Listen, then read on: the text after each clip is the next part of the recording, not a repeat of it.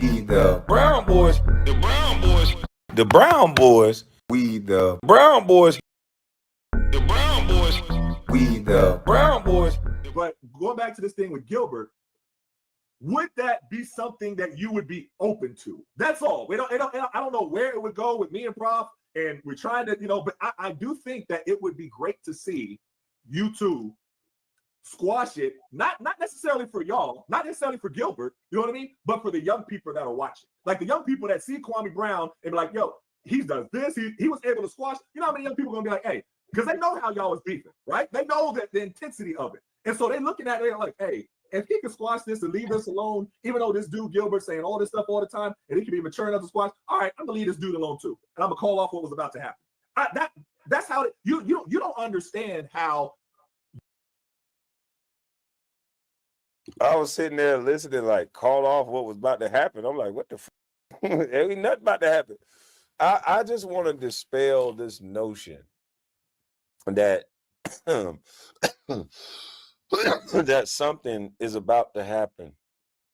I want to dispel this notion that something is about to happen, especially from my end. I can't tell you what anybody else is thinking, but from my end, I went over a video of a coach and a former teammate speaking about another teammate. I don't think I have to beef in order to do that. And I'm not going to necessarily call this beef. It's not at all.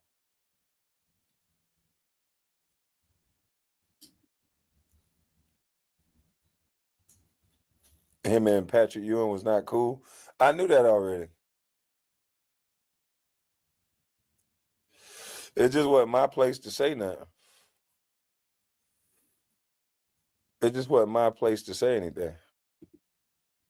You have a whole young demographic, how they look at you and identify with you because they were told that they couldn't do something or they failed or they something like that. And they see how you're doing stuff and how you was. That's why when I'm using this part, when I put this in this book, it's going to be all about perseverance, how Kwame Brown was able to persevere through all the stuff that he was going through. That's the story. You know what I mean? Now, yeah, whether you want to call it celebrity, whatever, they are going to be inspired by you, right? But I want them to be inspired in a positive way, not in a negative way. Even though you have a right to be hostile, even though you got a right to be mad, even though you got a list, there was lines that was crossed, thinking everything was funny, giggling all this stuff, but saying all of it. But I'm not hostile or mad. I'm just sitting here chilling and listening. I'm not hostile. I'm not mad. Now, I know I put together words better than most. And sometimes when I'm roasting and I'm having fun, and sometimes when I get mad, I got a deeper bark than most. But I'm not doing anything hostile or mad. I'm not doing anything hostile or mad at all. I'll be the only one chilling.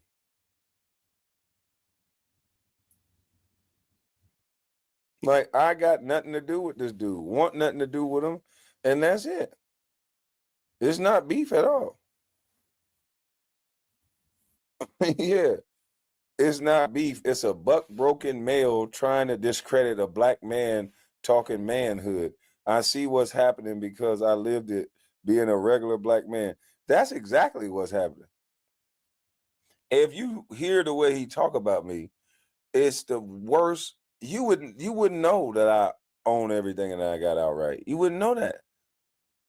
Now, I'm lying now because I've had to buy a few things that I leave a note on because you want to establish some sort of credit and trust and debt and all that good stuff. But yeah, like you wouldn't know I'm as successful as I am listening to the way that some of these people talk about me.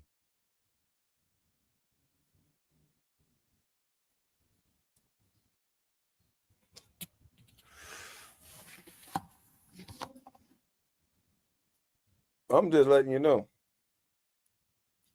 And so some of the stuff Etan was saying in this interview, I do not agree with. He was just talking so fast that I couldn't stop him. But we'll talk on the back end. But I just want people to know that's listening to this interview, there is no aggression, there is no beef. There is just one guy that has a different level of jealousy for me that I've never seen. Um, yes, I can admit that I don't like him because of the things that he did in the past and what he represent. This joking, playful type of kid energy, but that doesn't translate into beef. That don't have nothing to do with nothing. You guys want me to work with somebody that disrespected me and my family. I don't set my life up in the way to do something like that. I see the play that's going on with the in the world today, where all these men get disrespected and then they go work with the person that disrespect them. Like, no, we good. You scared to believe Etan the snake? Miss Melanie, what are you saying? You saying that Etan is a snake? I think Etan's writing a book, and he's writing a book about guess who? You know who? The guy that they call a bus, everybody wants to hear about. Now, Etan doesn't call me a bus, but he's not writing a book about Gilbert Arenas. He's writing a book about Kwame Brown.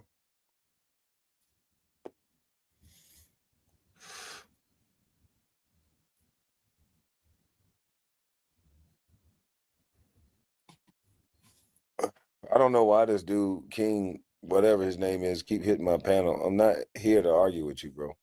So I know you're emotional. You should go get on a date tonight. I mean, the night is still young. It's 10:20. Saturday night. You're probably in LA somewhere. It's beautiful women out there. I don't know why you're spending so much time on my chat. I don't get it. Where's your girlfriend? King Meeks, where's your girlfriend?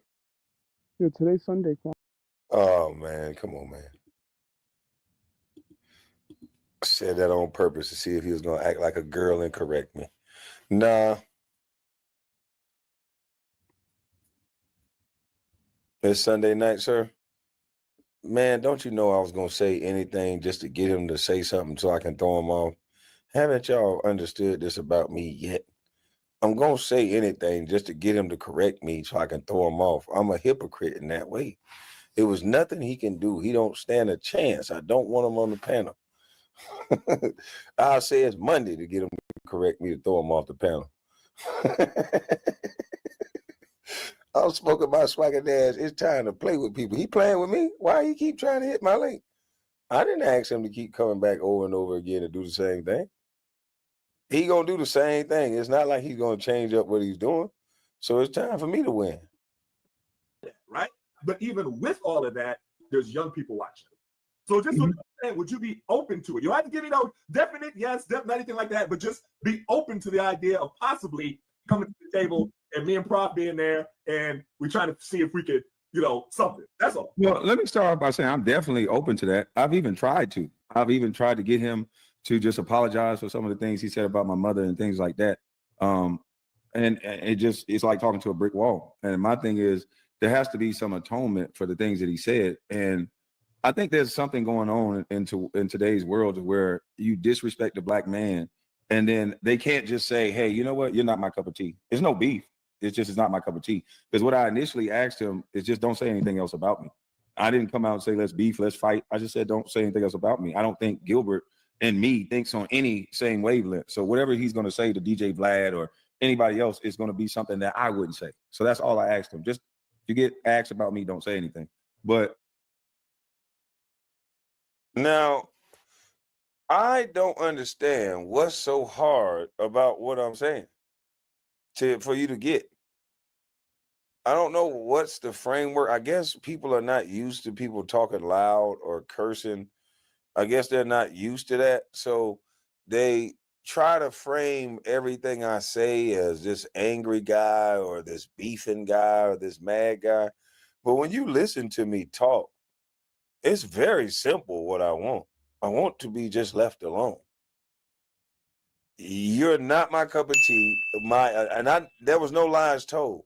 When I initially said something to Gil, look, bro, cool. Just don't say nothing else about me. Just do you. If they ask you a question about me, ask Kwame. But every time the goalpost keeps getting moved for a reason that he needs to talk about me. Oh, well, he just asked me a question, so I just had to answer that question, and I gave you a favorable response. It's like you a joke at this point. You just got to find a reason to talk about me.